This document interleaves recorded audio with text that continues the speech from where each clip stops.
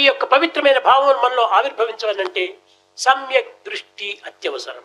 In order to develop these sacred thoughts and ideas, we should have good vision. దృష్టి సరైనటువంటిది లేకపోతే మన యొక్క చర్యలన్నీ కూడా సరైనటువంటివి కాకపోతాయి. If our looks are not good, the activity will be bad.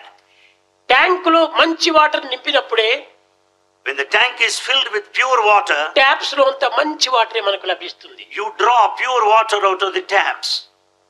ట్యాంకులో dirty water నింపితే, if the tank is filled with dirty water, taps లో అంత dirty వాటరే వస్తుంది. you get dirty water out of the taps. కనుక నీ హృదయమే tank. Human heart is the tank. మన సమ్యక్ దృష్టి, సమ్యక్ శ్రవణం, సమ్యక్ వాక్కు, సమ్యక్ కర్మ ఇవన్నీ కూడా taps. Therefore, the audition, the speaking, and also the watching, all these are the taps. కనుక ఈ పంచభూతములు కూడాను పంచ taps. Therefore, all the five senses are the taps. కనుక హృదయంలో నీవు పవిత్రమైనటువంటి భావాన్ని నింపుకో.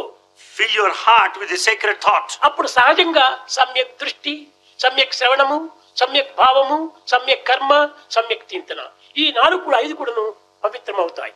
Naturally, your vision, your audition, your speech faculty, and the action would be sacred.